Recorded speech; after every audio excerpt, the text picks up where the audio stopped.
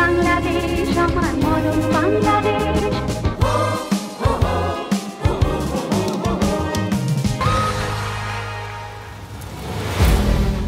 বাংলাদেশ জাতীয়তাবাদী দল বিএনপি শুধুই একটি রাজনৈতিক দল নয়, কোটি মানুষের হৃদয়ের স্পন্দন, আস্থা ও ভরসা।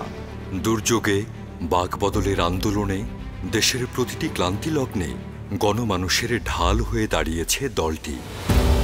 গণতন্ত্র উদ্ধার কিংবা স্বাধীনতা রক্ষার সংগ্রামে ইতিহাসের পরতে পরতে লেখা রয়েছে বিএনপির নাম। বুলেট, গুম, খুন, মামলা কিংবা হামলা কোনো কিছুই টলাতে পারেনি দলটিকে। অবিচল থেকে দেশ ও দেশের মানুষের রক্ষায় লড়াই করে গেছে অবিরাম। দেশি ও বিদেশি নানান ষড়যন্ত্রের নীল নকশা ছিন্ন ভিন্ন করে ফিনিক্স পাখির মতো বারবার বীর দর্পে মাথা তুলে দাঁড়িয়েছে বিএনপি। কিন্তু এই অবিচল শক্তির উৎস কোথায়? এত জনপ্রিয়তার রহস্যই বা কি? 25শে মার্চ কাল রাত্রি পাকিস্তানি হানাদার বাহিনী রাতের অন্ধকারে বাংলাদেশ তথা তৎকালীন পূর্ব পাকিস্তানে এক নারকীয় হত্যাযজ্ঞ চালায়। অপরাধ, এদেশের মানুষ ভোটের অধিকার চেয়েছিল, গণতন্ত্র চেয়েছিল, দুর্নীতি ও বৈষম্যের বিরুদ্ধে প্রতিবাদ জানিয়েছিল, অর্থনৈতিক মুক্তি আর স্বাধিকার চেয়েছিল। পাকিস্তানি বাহিনীর নৃশংসতায় কিংকর্তব্য বিমূঢ় হয়ে পড়ে সারা দেশ। পালিয়ে গা ঢাকা দেন সে সময়ের রাজনীতিতে শীর্ষ নেতৃত্বে থাকা নেতাকর্মীরা। গ্রেপ্তার হন শেখ মুজিবুর রহমান। শেখ সাহেব যে 25শে মার্চের ঘটার মুখে সবাইকে তিনি বলতেন চলে যেতে, হ্যাঁ, অথচ নিজে বসে থাকলেন 25 তারিখে ঘরে বসে আত্মসমর্পণ করলেন। এমন পরিস্থিতিতে সারা দেশের মানুষ যখন দিশেহারা, ঠিক তখন রেডিওতে বেজে উঠল সেই অমোঘ ঘোষণা,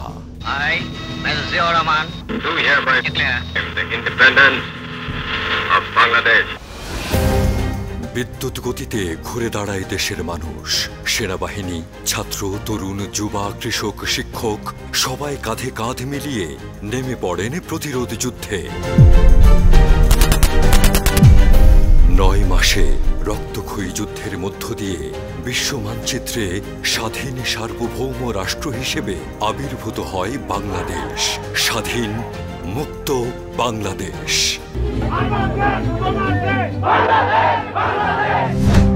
কিন্তু যে গণতন্ত্র আর ভোটাধিকারের তৃষ্ণায়, বৈষম্য বিলোপের তীব্র আকাঙ্ক্ষায় প্রাণ বিলিয়ে দিয়েছিল লাখো মানুষ, স্বাধীনতা উত্তর বাংলাদেশে তা অধরাই থেকে যায়।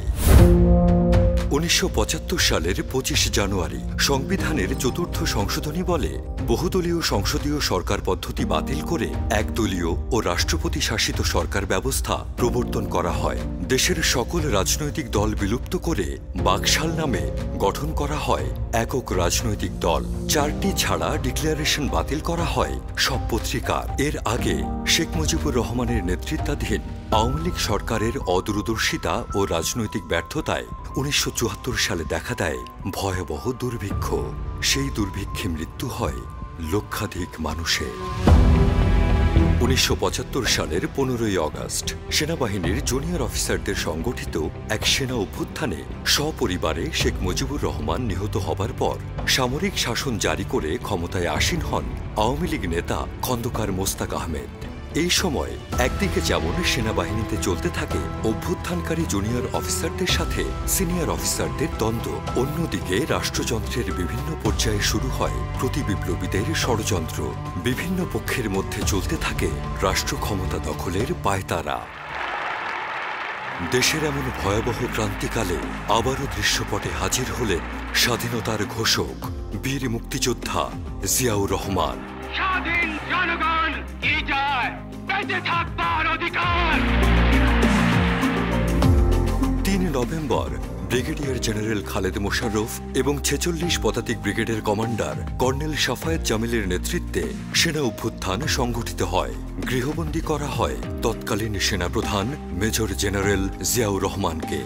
কিন্তু 7 নভেম্বর স্বতঃস্ফূর্ত বিপ্লবের মধ্য দিয়ে বন্দি দশা থেকে মুক্ত করে সিপাহী জনতা জিয়াউর রহমানকে নিয়ে আসে বিপ্লবের নেতৃত্বে।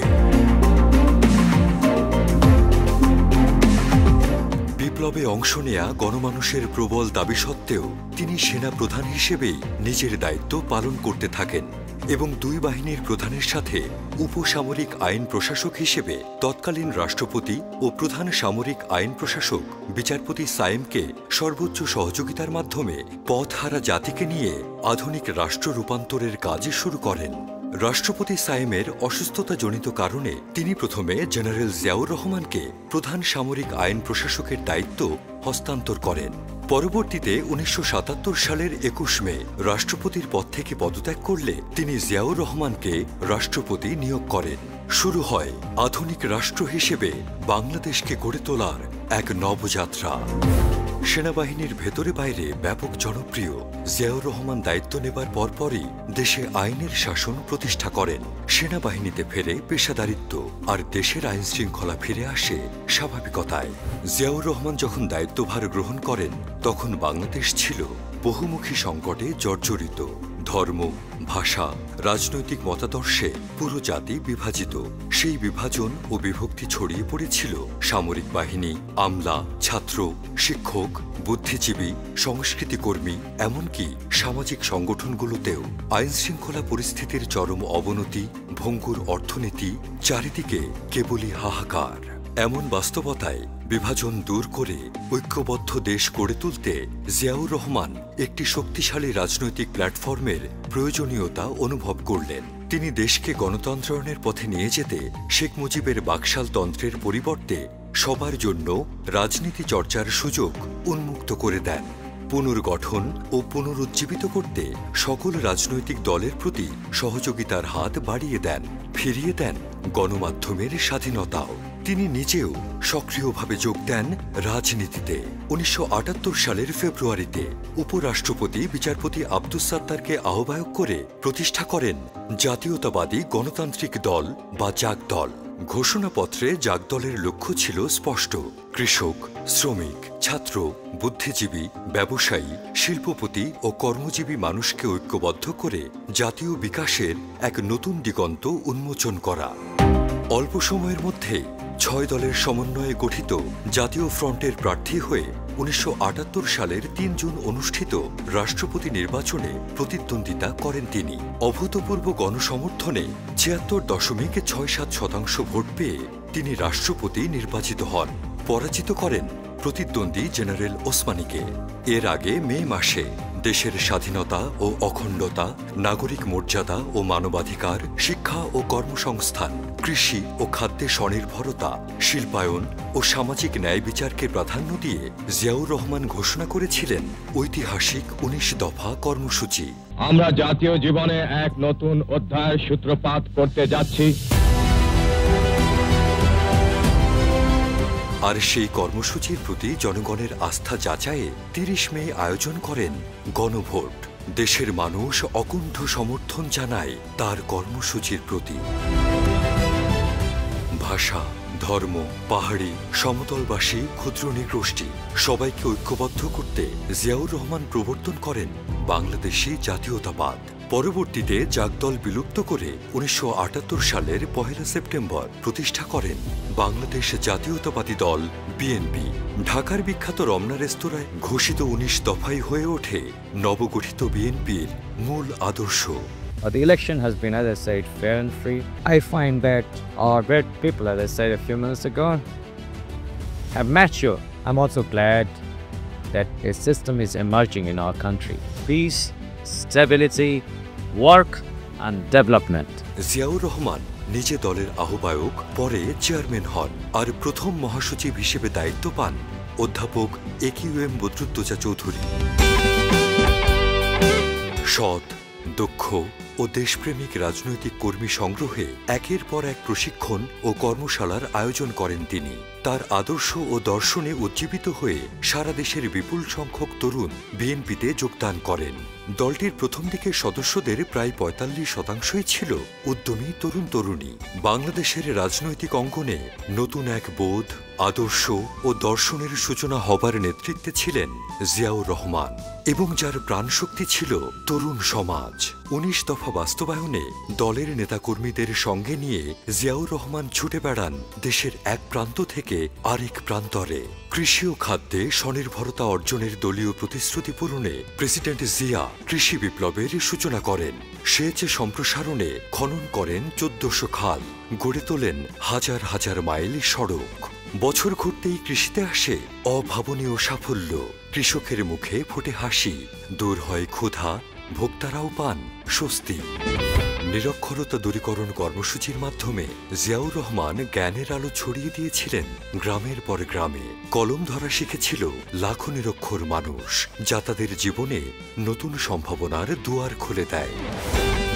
স্বাস্থ্যসেবাকে তিনি নিয়ে আসেন সাধারণ মানুষের দোরগোড়ায়। 27,000-এরও বেশি পল্লী চিকিৎসক নিয়োগের মাধ্যমে গড়ে ওঠে এক বিস্তৃত স্বাস্থ্যসেবা নেটওয়ার্ক, যা গ্রামের মানুষকে প্রথমবারের মতো দেয় সহজ চিকিৎসার সুযোগ।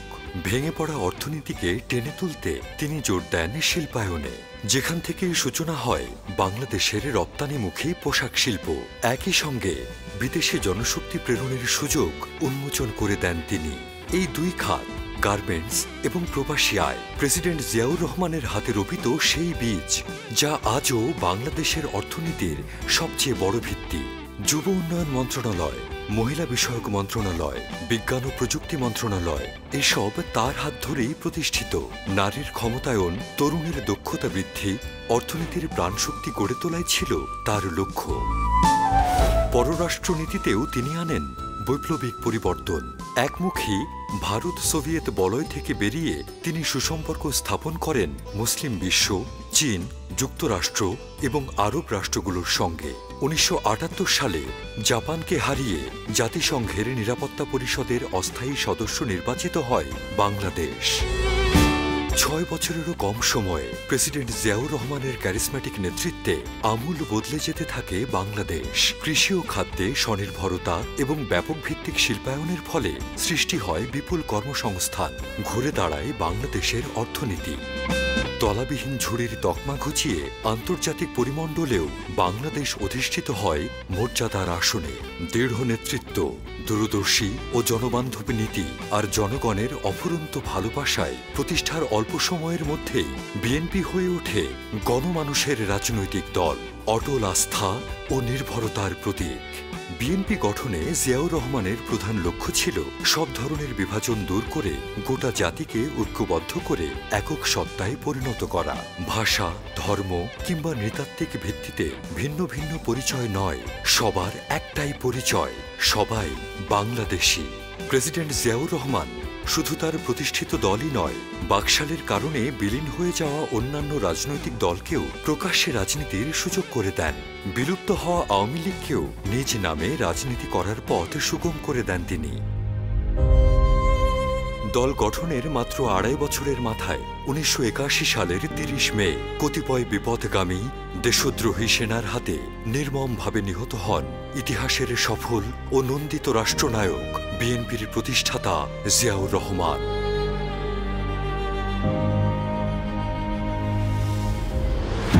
শহীদ জিয়ার শাহাদাতের পর তার জনপ্রিয়তা এবং উন্নয়ন কর্মসূচির উপর আস্থা রেখে দেশের মানুষ রাষ্ট্রপতি নির্বাচনে বিএনপির মনোনীত প্রার্থী বিচারপতি আব্দুস সাত্তারকে রাষ্ট্রপতি নির্বাচিত করে।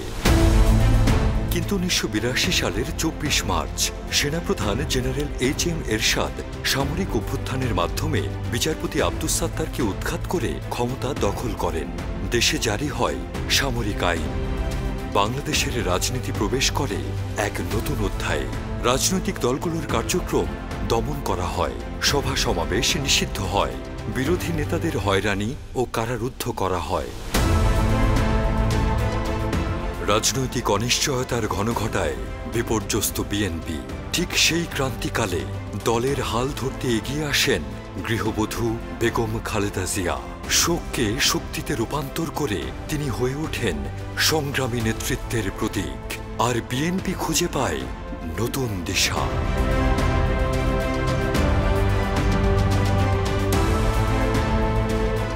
1983 সালের মার্চে খালেদা জিয়া বিএনপির ভাইস চেয়ারম্যান নির্বাচিত হন। কয়েক মাসের মধ্যেই তিনি কার্যত বিএনপির প্রধান রূপে প্রতিষ্ঠিত হন। 1984 সালের 10 মে দলের চেয়ারপারসন পদে নির্বাচিত হন তিনি। এরপর থেকে শুরু হয় তার লড়াই। স্বৈরাচার জেনারেল এরশাদের বিরুদ্ধে 9 বছরের দীর্ঘ আপোষহীন সংগ্রাম। তার নেতৃত্বে বিএনপি গড়ে তোলে 7 দলীয় জোট। স্বৈরাচার বিরোধী আন্দোলনে এই জোট হয়ে ওঠে এক অনন্য শক্তি। রাস্তায় নেমে আসে ছাত্র, শ্রমিক, কৃষক থেকে শুরু করে দেশের সাধারণ মানুষ। 1986 সালে এরশাদ সরকারের পাতানো নির্বাচনের প্রাক্কালে দেশের রাজনীতিতে উত্তেজনা তীব্রতর হয়। সেই সময় শহীদ প্রেসিডেন্ট জিয়াউর রহমান ও বেগম খালেদা জিয়ার প্রথম সন্তান তারেক রহমান রাজনীতিতে ধীরে ধীরে সক্রিয় হয়ে ওঠেন, অংশগ্রহণ করেন আন্দোলনে। কিন্তু স্বৈরাচারী সরকারের নিরাপত্তা সংস্থা নানা কৌশলে তাকে বাধাগ্রস্ত করার চেষ্টা করে। একাধিকবার তারেক রহমানকে তার মায়ের সঙ্গে গৃহবন্দী করে রাখে স্বৈরাচারী সরকার, কিন্তু দমাতে পারেনি, বরং আরও বেশি তেজি, অপ্রতিরোধ্য হয়ে ওঠেন তিনি। তার সাহসিকতা তরুণ যুবক রাজনৈতিক কর্মী বাহিনীকে উজ্জীবিত করে। 1988 সালে তারেক রহমান বগুড়ার গাবতলী উপজেলা ইউনিটে সাধারণ সদস্য হিসেবে আনুষ্ঠানিকভাবে বিএনপিতে যোগ দেন। সারা দেশের নেতাকর্মীদের সংগঠিত করার মধ্য দিয়ে তিনি দলের ভিত্তি মজবুত করতে অবদান রেখে চলেন। স্বৈরশাসক এরশাদ বেগম খালেদা জিয়ার রাজনৈতিক কর্মসূচি ও আন্দোলন কঠোরভাবে দমনের চেষ্টা করে। 8 বছরে 7 বার এরশাদের পেটুয়া বাহিনীর দ্বারা নির্যাতিত ও আটক হন বেগম খালেদা জিয়া। কিন্তু নির্যাতন, নিপীড়ন কিংবা নিবর্তনমূলক আটক কোনো কিছুই দমাতে পারেনি তাকে, বরং প্রতিটি প্রতিবন্ধকতায় তাকে করেছে আরও দৃঢ়। স্বৈরশাসনের বিরুদ্ধে দুর্দান্ত লড়াইয়ে আপোষহীন ভাবমূর্তি গড়ে ওঠে তার। বয়কটের রাজনৈতিক সিদ্ধান্ত উপেক্ষা করে আওয়ামী লীগ 86 সালের নির্বাচনে অংশগ্রহণ করে জাতীয় বেইমানের খ্যাতি অর্জন করে। দলটির এমন হঠকারী সিদ্ধান্তে স্বৈরাচার পতনের আন্দোলন ক্ষতিগ্রস্ত হয়, দীর্ঘায়িত হয় স্বৈরাচার এরশাদের মেয়াদকাল। অবশেষে বেগম জিয়ার নেতৃত্বে গণ আন্দোলনের মুখে 1990 সালের 6 ডিসেম্বর এরশাদের পতনের মধ্য দিয়ে এদেশ ফিরে পায় গণতন্ত্রের পথ। আপোষহীন নেত্রী হিসেবে খালেদা জিয়া হয়ে ওঠেন গণমানুষের আস্থার প্রতীক। জিয়ার স্বপ্ন ও আদর্শে অনুপ্রাণিত হয়ে খালেদা জিয়ার সংগ্রামী নেতৃত্বে বিএনপি অতিক্রম করে দুঃসময়, আর লিখে যায় বাংলাদেশের রাজনীতিতে গণতন্ত্র পুনরুদ্ধারের এক ঐতিহাসিক অধ্যায়। এরশাদের পতনের পর গঠিত হয় অন্তর্বর্তীকালীন সরকার। 1991 সালের 27 ফেব্রুয়ারি অনুষ্ঠিত হয় দেশের 5ম জাতীয় সংসদ নির্বাচন। বেগম খালেদা জিয়ার নেতৃত্বে জনগণের রায়ের ভিত্তিতে সংখ্যাগরিষ্ঠতা অর্জন করে বাংলাদেশ জাতীয়তাবাদী দল বিএনপি। 5টি নির্বাচনী এলাকা থেকে প্রতিদ্বন্দ্বিতা করে তিনি সবগুলো আসনেই বিজয়ী হন। 20 মার্চ বাংলাদেশের প্রথম নারী প্রধানমন্ত্রী হিসেবে শপথ গ্রহণ করেন বেগম খালেদা জিয়া। নির্বাচনের আগে তারেক রহমান তার মা বেগম খালেদা জিয়ার সঙ্গে দেশের প্রায় প্রতিটি জেলায় নির্বাচনী প্রচারণায় অংশ নেন। দলের কৌশল ও জনমত তৈরি করার ক্ষেত্রে গুরুত্বপূর্ণ ভূমিকা পালন করেন তিনি। তবে এখানেই শেষ নয়। রাষ্ট্রপতি শাসিত ব্যবস্থার সীমাবদ্ধতা কাটিয়ে গণতন্ত্রকে আরও শক্তিশালী করার লক্ষ্য নিয়ে খালেদা জিয়া এক ঐতিহাসিক পরিবর্তন আনেন। 1991 সালের 6 আগস্ট জাতীয় সংসদে পাশ হয় সংবিধানের দ্বাদশ সংশোধনী বিল। এর মাধ্যমে বাংলাদেশে কার্যকর হয় সংসদীয় সরকার ব্যবস্থা। আমি স্পষ্ট করে বলতে চাই, দেশ ও জনগণের স্বার্থেই আমাদের এই সিদ্ধান্তের মূল উৎস। আমি আহ্বান জানাই সমস্ত রাজনৈতিক দলসমূহ এবং দেশবাসীকে, আসুন আমরা ঐক্যবদ্ধ হই। আর অনৈক্য নয়, বিশৃঙ্খলা নয়, ধ্বংস নয়, সাধারণ মানুষের রুটি রুজির পথ বন্ধ করা নয়। সংসদীয় পদ্ধতির ভিত্তিতে নতুন প্রধানমন্ত্রী হিসেবে 19 সেপ্টেম্বর পুনরায় শপথ নেন খালেদা জিয়া। প্রশাসনিক কাঠামো পুনর্গঠন, আইনের শাসন ও বিচার বিভাগের স্বাধীনতা, এসবই ছিল বিএনপি সরকারের মূল লক্ষ্য। খালেদা জিয়ার প্রথম সরকার শিক্ষাক্ষেত্রে উল্লেখযোগ্য অগ্রগতি অর্জন করে। প্রবর্তিত হয় অবৈতনিক ও বাধ্যতামূলক প্রাথমিক শিক্ষা। 10ম শ্রেণী পর্যন্ত ছাত্রীদের বিনা বেতনে লেখাপড়ার সুযোগ, উপবৃত্তি এবং শিক্ষার বিনিময়ে খাদ্য কর্মসূচি চালু হয়। আজ তোমরা যারা কিশোর তরুণ, ভবিষ্যতে তোমাদেরই দেশের সকল ক্ষেত্রে নেতৃত্ব গ্রহণ করতে হবে। সে নেতৃত্ব গ্রহণের জন্য জ্ঞান অর্জনের কোনো বিকল্প নেই। এই সময় বৃক্ষরোপণ কর্মসূচি দেশব্যাপী সামাজিক আন্দোলনে রূপ নেয়। বিএনপি সরকার পশু সম্পদ খাতকে সক্রিয় পৃষ্ঠপোষকতা দান করে, যার ফলে দেশব্যাপী অসংখ্য গবাদি পশু ও হাঁস মুরগির খামার গড়ে ওঠে। 1994 সালের 16 অক্টোবর যমুনা বহুমুখী সেতুর ভৌত নির্মাণ শুরু করা, মেঘনা গোমতী সেতু নির্মাণের মাধ্যমে ঢাকা চট্টগ্রাম মহাসড়কে যাতায়াত নির্বিঘ্ন করা, চট্টগ্রামে একটি অত্যাধুনিক রেল স্টেশন নির্মাণ এবং চট্টগ্রাম বিমানবন্দরকে আন্তর্জাতিক মানে উন্নীত করার জন্য প্রকল্প গ্রহণ করে বিএনপি সরকার। তবে এই মেয়াদকালে রাজনৈতিক অস্থিরতাও ছিল প্রবল। বিরোধী দল আওয়ামী লীগ প্রতীত স্বৈরাচার জাতীয় পার্টি এবং জামায়াতে ইসলামীকে সাথে নিয়ে বারবার হরতাল, ধর্মঘটের মতো কর্মসূচি পালন করতে থাকে। এতে ক্ষতিগ্রস্ত হয় দেশের অর্থনীতি, বাধাগ্রস্ত হয় উন্নয়ন। সংবিধানে নির্বাচনকালীন তত্ত্বাবধায়ক সরকারের জনদাবির প্রতি শ্রদ্ধা জানিয়ে শুধুমাত্র এই একটি বিল পাশ করানোর জন্য 1996 সালের 15 ফেব্রুয়ারি অনুষ্ঠিত 6ষ্ঠ জাতীয় সংসদ নির্বাচনে বিএনপি জয়ী হয়। বেগম খালেদা জিয়া দ্বিতীয়বারের মতো প্রধানমন্ত্রী হিসেবে শপথ নেন। সংবিধানের 13শ সংশোধনের মাধ্যমে নিরপেক্ষ তত্ত্বাবধায়ক সরকারের অধীনে পুনর্নির্বাচনের ব্যবস্থা করা হয়। 1996 সালের 30 মার্চ খালেদা জিয়া ক্ষমতা হস্তান্তর করেন এবং 12 জুন অনুষ্ঠিত নির্বাচনে বিজয়ী হয়ে আওয়ামী জোট সরকার গঠন করে। শপথ নিয়েই শপথ ভঙ্গের উৎসবে মেতে ওঠেন আওয়ামী লীগ নেত্রী শেখ হাসিনা। বিএনপির নেতাকর্মীদের বিরুদ্ধে দমনপীড়ন শুরু করেন, হরণ করেন বাক স্বাধীনতা। রাষ্ট্র অবতীর্ণ হয় নিপীড়কের ভূমিকায়। এই সরকার জনগণের সরকার নয়, এই সরকার একটি সন্ত্রাসী সরকার। যদি আমাদেরকে সেখানে পৌঁছতে না দেয়, জনতার কাছে আমার আবেদন থাকবে এখানে অবস্থান করবে। তবে বেগম জিয়ার নেতৃত্বে আওয়ামী সরকারের নিপীড়ন, দুর্নীতি, অনিয়মের বিরুদ্ধে রাজপথে প্রতিরোধ গড়ে তোলে বিএনপি, গড়ে তোলে জনমত। তার নেতৃত্বে সাংগঠনিকভাবে বিএনপি আরও শক্তিশালী হয়ে ওঠে এবং 2001 সালের 8ম জাতীয় সংসদ নির্বাচনে ভূমিধস বিজয় অর্জন করে আবারও সরকার গঠন করে। 10 অক্টোবর খালেদা জিয়া তৃতীয়বারের মতো প্রধানমন্ত্রী হিসেবে শপথ গ্রহণ করেন। 2001 সালের নির্বাচনে তারেক রহমানের নির্বাচনী কৌশল ও প্রচার পরিকল্পনা রাজনৈতিক মহলে সবার নজর কেড়ে নেয়। এর মধ্য দিয়ে তিনি রাজনীতিতে দৃঢ়ভাবে প্রতিষ্ঠিত হন। সরকার গঠন করে বিএনপি দেশের রাজনৈতিক ও অর্থনৈতিক পরিসরে নতুন অধ্যায় শুরু করে।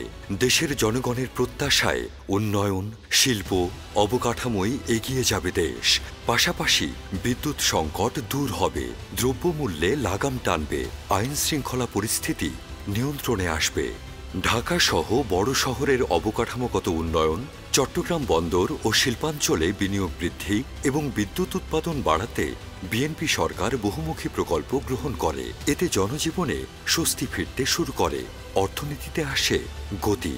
দেশের ভবিষ্যৎ চাহিদা বিবেচনায় রেখে বিদ্যুৎ খাতে দীর্ঘমেয়াদী পরিকল্পনা গ্রহণ করে বিএনপি সরকার। সে অনুযায়ী একদিকে উৎপাদন বাড়াতে বিদ্যুৎ কেন্দ্র স্থাপনের কাজ শুরু করে, সমান্তরালে দেশ জুড়ে বিদ্যুৎ সঞ্চালন লাইন স্থাপন শুরু করে সরকার। 2001 থেকে 2006 বেগম খালেদা জিয়ার তৃতীয় মেয়াদের সরকারে বাংলাদেশ অর্থ ও সামাজিক অগ্রগতিতে নতুন দিগন্ত স্পর্শ করে। 2002 থেকে 2006 সালের মধ্যে জিডিপি প্রবৃদ্ধির হার প্রথমবারের মতো 6% উপরে ওঠে। জনগণের মাথাপিছু আয় বৃদ্ধি পায় 374 মার্কিন ডলার থেকে 482 মার্কিন ডলারে। বৈদেশিক মুদ্রার রিজার্ভ বেড়ে 1 বিলিয়ন থেকে 3 বিলিয়ন মার্কিন ডলারে পৌঁছায় এবং বিদেশ থেকে প্রেরিত রেমিটেন্সের পরিমাণ প্রায় 3 গুণ বেড়ে 2006 সালে 5 বিলিয়ন ডলার অতিক্রম করে। এ সময় সারা দেশে ইন্টারনেট ও মোবাইল নেটওয়ার্কের বিস্তারে বেসরকারি ও বিদেশি বিনিয়োগকে ব্যাপকভাবে উৎসাহিত করে সরকার।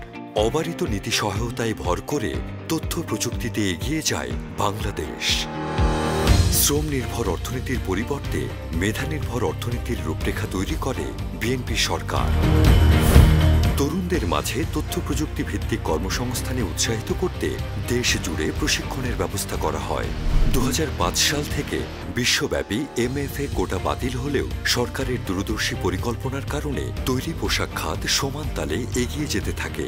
বিনিয়োগ বান্ধব নীতি ও কৌশলের ফলে শিল্প খাতের অবদান জিডিপিতে 17% ছাড়িয়ে যায় এবং শিল্প খাতে প্রবৃদ্ধির হার 10% অতিক্রম করে। 2002 থেকে 2006 সালের মধ্যে প্রত্যক্ষ বিদেশি বিনিয়োগ ছিল $2.5 বিলিয়ন মার্কিন ডলার। 62,000 কোটি টাকার 9,000 শিল্প প্রকল্প বিনিয়োগ বোর্ডে নিবন্ধিত হয়, যা পূর্ববর্তী 5 বছরের তুলনায় প্রায় দ্বিগুণ। এছাড়াও চালু করা হয় নতুন রপ্তানি প্রক্রিয়াকরণ অঞ্চল, যা দেশের শিল্প ও রপ্তানি খাতকে আরও শক্তিশালী করে। তারেক রহমানের সাংগঠনিক দক্ষতা, অক্লান্ত প্রচেষ্টা ও তৃণমূলে দলকে শক্তিশালীকরণের স্বীকৃতি হিসেবে 2002 সালে স্থায়ী কমিটি তাকে বিএনপির সিনিয়র যুগ্ম মহাসচিব পদে মনোনীত করে। নতুন দায়িত্ব পেয়ে তিনি দলের কৌশলগত সিদ্ধান্ত, জনমত গঠন এবং যুব ও তৃণমূল নেতৃত্বকে সুসংগঠিত করার কাজে গুরুত্বপূর্ণ ভূমিকা রাখেন। 2005 সালে তারেক রহমান দেশের প্রতিটি উপজেলা ইউনিটের সঙ্গে মতবিনিময় এবং তৃণমূল সম্মেলন আয়োজন করেন। তিনি স্থানীয় নেতাদের সঙ্গে আলোচনা করেন, সমর্থকদের চিন্তাধারা শোনেন এবং জনগণকে সরকারের ভর্তুকি নীতি, বয়স্ক ভাতা, পরিবেশ রক্ষায় উদ্যোগ এবং নারী শিক্ষার্থীদের জন্য উপবৃত্তি বিষয়ে অবহিত করেন। সম্মেলনে নিবন্ধনকারীদের অন্তত 18,000 চিঠির উত্তর দেয়া জনগণের সঙ্গে তারেক রহমানের নিবিড় সংযোগ ও সম্পর্কের প্রমাণ। তবে রাজনৈতিক অস্থিরতা এবং বিরোধী দলের ধারাবাহিক আন্দোলনে বারবার হোঁচট খায় বিএনপির উন্নয়ন যাত্রা। 2006 সালে রাজনৈতিক সংকট ঘনীভূত হয়। আওয়ামী লীগের লগিবৈঠার আন্দোলনে আবারও পথ হারায় দেশের গণতন্ত্র। তত্ত্বাবধায়কের মোড়কে দেশের ক্ষমতায় বসে সেনা সমর্থিত অসাংবিধানিক সরকার। সমর্থন দেয় আওয়ামী লীগ। প্রতিদানে 2008 সালের নির্বাচনে বিজয়ী করা হয় শেখ হাসিনাকে। ফখরুদ্দিন মঈনুদ্দিনের সরকার খ্যাত তত্ত্বাবধায়ক সরকার দায়িত্ব গ্রহণ করেই মেতে ওঠেন -2 ফর্মুলা বাস্তবায়নের খেলায়। গ্রেফতার করা হয় আওয়ামী লীগের সভাপতি শেখ হাসিনা, বিএনপি চেয়ারপারসন বেগম খালেদা জিয়া, তারেক রহমান সহ উভয় দলের বহু নেতাকর্মীকে। দেয়া হয় দুর্নীতির মামলা। পরবর্তীতে শেখ হাসিনা ফখরুদ্দিন মঈনুদ্দিন সরকারের সঙ্গে আপোষ করলেও খালেদা জিয়া ছিলেন আপোষহীন। আইনি শৃঙ্খলা বাহিনী ও ফখরুদ্দিন মঈনুদ্দিন সরকারের বিশেষ বাহিনীর অমানবিক নির্যাতনে গুরুতর অসুস্থ হয়ে পড়েন বিএনপির সিনিয়র যুগ্ম মহাসচিব তারেক রহমান। মেরুদণ্ডে আঘাত পেয়ে গুরুতর অসুস্থ হয়ে পড়েন তিনি। জীবন মৃত্যুর সন্ধিক্ষণে চিকিৎসার জন্য তারেক রহমানকে পাঠানো হয় লন্ডনে। সেই থেকে প্রবাসে পরবাসে জীবন কাটাতে হচ্ছে তাকে। তবে তিনি দমে যাননি। বিদেশে বসেই নেতৃত্ব দিচ্ছেন দলকে, রেখেছেন সুসংগঠিত। তার প্রমাণ দলের অখণ্ডতা। দীর্ঘ 15 বছর ফ্যাসিস্ট শেখ হাসিনা বিএনপিকে ভাঙার হেন কোনো কৌশল নেই যা তিনি প্রয়োগ করেননি। রাষ্ট্রীয় গোয়েন্দা সংস্থাকে লেলিয়ে দিয়েছেন, কাউকে কাউকে টাকার লোভ দেখিয়েছেন, কাউকে সংসদ সদস্য বানানোর প্রতিশ্রুতি দিয়েছেন, হামলা মামলা গুমের ফর্মুলা প্রয়োগ করেছেন। কিন্তু বিএনপি ভাঙতে পারেননি, বরং আরও মজবুত হয়েছে ঐক্য। 2009 সাল বিএনপির ৫ম জাতীয় কাউন্সিলে তারেক রহমান দলটির সিনিয়র ভাইস চেয়ারম্যান নির্বাচিত হন। নতুন দায়িত্ব পেয়ে তিনি দলের পুনর্গঠনে মনোনিবেশ করেন। তৃণমূলের মতামতকে প্রাধান্য দিয়ে তিনি কর্মসূচি গ্রহণ করেন। কেন্দ্র থেকে তৃণমূল সব স্তরের নেতা ও কর্মীদের সমন্বয় করে দলকে শক্তিশালী করার কাজ শুরু করেন। নতুন দায়িত্বে তিনি রাজনৈতিক কৌশল ও সংগঠন উন্নয়নে বিস্ময়কর ভূমিকা রাখেন। 1978 সালে প্রতিষ্ঠার পর থেকেই শহীদ প্রেসিডেন্ট জিয়াউর রহমানের গড়া দল বিএনপিকে নানা চড়াই উতরাইয়ের মধ্য দিয়ে যেতে হয়েছে। তবে দলটির সবচেয়ে বড় দুঃসময় কেটেছে 2007 সাল থেকে 2024 সালের 5 অগস্ট পর্যন্ত। এ সময়ে জনাব তারেক রহমানকে প্রথমে চিকিৎসা এবং পরবর্তীতে নিরাপত্তার জন্য লন্ডনে অবস্থান করতে হয়েছে। অসংখ্য নেতাকর্মী গুম, খুন আর মামলা হামলার শিকার হয়েছেন। বিপুল জনপ্রিয় গণমানুষের দল বিএনপিকে নির্মূল করার জন্য এমন কোনো কৌশল নেই যা ফ্যাসিস্ট হাসিনা প্রয়োগ করেননি। এই হত্যা বন্ধ করতে হবে। আমি বুঝি না বিএনপি আওয়ামী লীগ কিছু বুঝি না, আমি বুঝি হত্যা বন্ধ হতে হবে। কোন দলের লোককে হত্যা করা যাবে না, তারা মানুষ। আদালতের কাঁধে বন্দুক রেখে 2011 সালে তত্ত্বাবধায়ক সরকার বাতিল করে আওয়ামী লীগ। বিএনপিকে নির্বাচনের বাইরে রেখে প্রতিদ্বন্দ্বিতাহীন নির্বাচনে 2014 সালে সরকার গঠন করে শেখ হাসিনা। এই নির্বাচন প্রতিহত করতে গিয়ে বিএনপির বিপুল সংখ্যক নেতাকর্মী প্রাণ হারান রাষ্ট্রীয় ও শেখ হাসিনার দলীয় সন্ত্রাসীর বাহিনীর গুলিতে। পরবর্তীতে বিএনপির কর্মসূচি ও আন্দোলন ঠেকাতে গুম, খুন আর মামলা হয়ে ওঠে আওয়ামী লীগ সরকারের সবচেয়ে বড় অস্ত্র। 2009 সাল থেকে 2024 সাল পর্যন্ত বিএনপির নেতাকর্মীদের বিরুদ্ধে মামলা হয়েছে 1,42,983টি। আসামি করা হয়েছে 59,29,492 জন নেতাকর্মীকে। গুমের শিকার হয়েছেন 1,204 জন। 2009 থেকে 2023 সালের জুলাই পর্যন্ত বিএনপির মহাসচিব মির্জা ফখরুল ইসলাম আলমগীরের বিরুদ্ধে মামলা হয়েছে 98টি। সিনিয়র যুগ্ম মহাসচিব রুহুল কবির রিজভির বিরুদ্ধে মামলা হয়েছে 180টি। হাবিবুন্নবী সোহেলের বিরুদ্ধে 450টি। মোয়াজ্জেম হোসেন আলাল ও মীর শরাফত আলীর বিরুদ্ধে 250টি। যুবদল নেতা জাহাঙ্গীরের বিরুদ্ধে 317টি। সুলতান সালাউদ্দিন টুকুর বিরুদ্ধে মামলা হয়েছে 315টি। শতাধিক মামলা রয়েছে এমন নেতাকর্মীর সংখ্যাও অগণিত। ফ্যাসিস্ট শেখ হাসিনার শাসনামলে বিএনপির নেতাকর্মীদের বড় অংশেরই দিন কেটেছে আদালতের আঙিনায়, কারো কারাগারে, আবার অনেকে প্রাণ বাঁচিয়েছেন বিদেশে পালিয়ে গিয়ে। উন্নয়নের নামে প্রতিটি প্রকল্পে সীমাহীন লুটপাট, বিদেশে অর্থ পাচার, ব্যাংকে সাগর চুরি, রাষ্ট্রীয় আইনশৃঙ্খলা বাহিনীকে দলীয় বাহিনীতে পরিণত করা, সাংবিধানিক প্রতিষ্ঠানগুলোর দলীয়করণ, সরকারি নীতি নির্ধারণে চরম স্বেচ্ছাচারিতা, স্বজনপ্রীতি আর দলবাজির কাছে অসহায় হয়ে পড়েছিল দেশের প্রতিটি সাধারণ নাগরিক। দেশকে, দেশের মানুষকে জিম্মি করে ফেলেছিল শেখ পরিবার।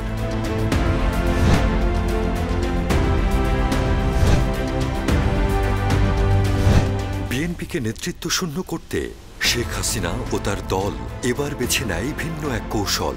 111-এর আমলে দেয়া জিয়া অরফানেজ ট্রাস্ট মামলার রায়ে 2018 সালে কারাদণ্ড হয় বিএনপির শীর্ষ নেতা খালেদা জিয়ার। কারাগারে নেওয়া হয় 3 বারের সাবেক প্রধানমন্ত্রীকে। উদ্দেশ্য 18-র নির্বাচনে তুমুল জনপ্রিয় নেত্রী খালেদা জিয়া যাতে অংশগ্রহণ করতে না পারেন।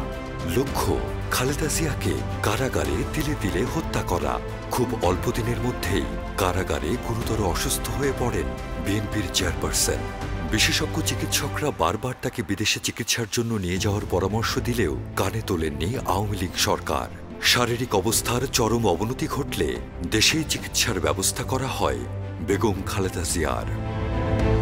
2018 সালে 3 বারের প্রধানমন্ত্রী বেগম খালেদা জিয়া যখন মিথ্যা অভিযোগে কারাগারে বন্দী হন, তখন তারেক রহমানকে দলের ভারপ্রাপ্ত চেয়ারম্যান মনোনীত করা হয়।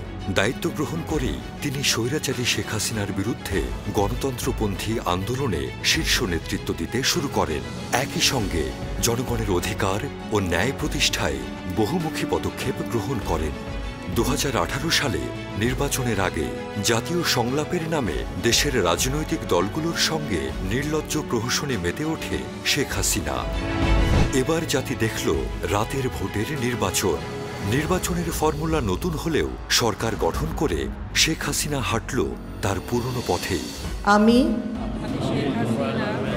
গণমাধ্যমের কণ্ঠরোধ, ডিজিটাল আইনে মামলা, গুম আর খুন, টার্গেট বিএনপি আর তার নেতাকর্মীরা।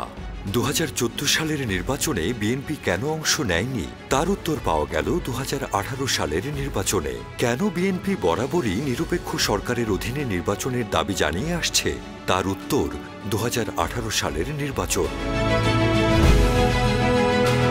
আর 2024 সালে বিশ্ববাসী দেখল দামি নির্বাচনের ফর্মুলা। এই নির্বাচনে প্রতিদ্বন্দ্বিতা ছিল, কিন্তু ছিল না কোনো প্রতিদ্বন্দ্বী। প্রতিযোগী সবাই ছিলেন আওয়ামী লীগের ঘরের প্রার্থী। 2024 সালের দ্বাদশ সংসদ নির্বাচনের আগে নির্বাচনকালীন নিরপেক্ষ সরকারের দাবিতে দেশ জুড়ে কর্মসূচি গ্রহণ করে বিএনপি। প্রতিটি বিভাগীয় সমাবেশে ছিল নেতাকর্মীদের ঢল। ফ্যাসিস্ট হাসিনা সরকার ফেরি, ট্রেন, গাড়ি বন্ধ করেও ঠেকাতে পারেনি বিএনপি নেতাকর্মীদের। কেউ পায়ে হেঁটে মাইলের পর মাইল পাড়ি দিয়ে ঠিকই পৌঁছে গেছে সমাবেশে, কেউ সাঁতরে নদী পেরিয়ে অংশ নিয়েছে। নিবেদিত প্রাণ নেতাকর্মীদের ইস্পাত সম ঐক্য আর দৃঢ়তায় ভীতু ফ্যাসিস্ট শেখ হাসিনার সরকার বরাবরের মতোই বিএনপির বিরুদ্ধে লেলিয়ে দিয়েছে রাষ্ট্রীয় অস্ত্রধারী বাহিনীগুলোকে। 2024-এর নির্বাচনের আগে গ্রেফতার করা হয়েছে দলের মহাসচিব থেকে শুরু করে শীর্ষ পর্যায়ের প্রায় সব নেতাকে। নির্বাচনের আগে বিএনপিকে ভাঙতে সাজানো হলো একের পর এক নাটক, কিন্তু তারেক রহমানের দৃঢ় নেতৃত্ব, তৃণমূলে দুর্ভেদ্য ঐক্য আর দেশের মানুষের অটল আস্থা ও ভালোবাসায় অবিচল বিএনপি বয়কট করল নির্বাচন। সরকারের প্রধানমন্ত্রী পদের সব প্রতিরোধ উপেক্ষা করে আবারও একতরফা নির্বাচনে সরকার গঠন করল আওয়ামী লীগ, কিন্তু জনগণ মেনে নেয়নি। ভেতরে ভেতরে ফুঁসতে থাকে দেশের মানুষ, যার বিস্ফোরণ ঘটল জুলাই অগাস্টে।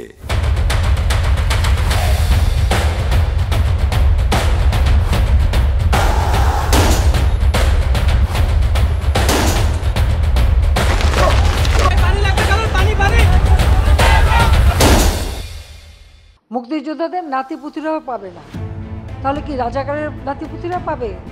সেটা আমার প্রশ্ন, দেশবাসীর কাছে প্রশ্ন, যে রাজাকার নাতিপুতিরা সবকিছু পাবে, মুক্তিযোদ্ধারা পাবে না।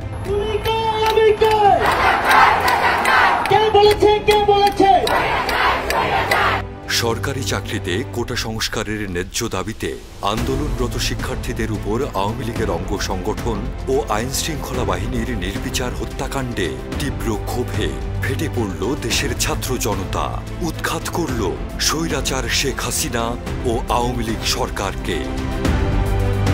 2024-এর জুলাই অগাস্টের অভ্যুত্থানে ফ্যাসিস্ট শেখ হাসিনার পতনে তারেক রহমানের সরাসরি দিক নির্দেশনায় ছাত্র জনতার সঙ্গে কাঁধে কাঁধ মিলিয়ে লড়াই করেছে বিএনপি। দীর্ঘ 15.5 বছর ধরে বিএনপিকে নির্মূলের চেষ্টা করে গেছে ফ্যাসিস্ট শেখ হাসিনা, কিন্তু নিয়তির কি নির্মম পরিহাস। জনগণের ভালোবাসা, নেতাকর্মীদের সীমাহীন আত্মত্যাগ আর শীর্ষ নেতৃত্বের বলিষ্ঠতায় বিএনপি আজ বাংলাদেশের জন্য স্বাধীনতা, সার্বভৌমত্ব ও দেশের অখণ্ডতার জন্য আরও বেশি অনিবার্য হয়ে উঠলেও জনরোষে দেশ ছেড়ে পালিয়ে যেতে বাধ্য হয়েছে স্বৈরাচার শেখ হাসিনা। দীর্ঘ আন্দোলন, সংগ্রাম ও ত্যাগের মধ্য দিয়ে আমরা ফ্যাসিবাদী অবৈধ সরকারের কাছ থেকে মুক্তি পেয়েছি। অভ্যন্তরীণ ও আন্তর্জাতিক নানান ষড়যন্ত্র মোকাবেলা করে গণমানুষের প্ল্যাটফর্ম শহীদ প্রেসিডেন্ট জিয়াউর রহমানের গড়া বিএনপি হয়ে উঠেছে আরও বেশি জনপ্রিয়, আরও বেশি সুসংগঠিত, আরও বেশি দৃঢ়।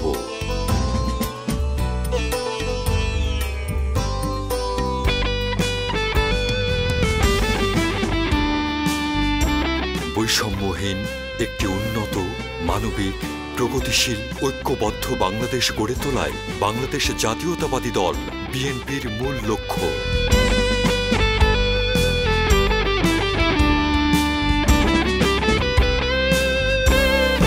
যেখানে মেধাই হবে ব্যক্তির মূল্যায়ন, সব ক্ষেত্রে প্রতিষ্ঠা হবে সম অধিকার, সর্বোচ্চ গুরুত্ব পাবে নাগরিক মর্যাদা, ভোটাধিকার ও গণতন্ত্র।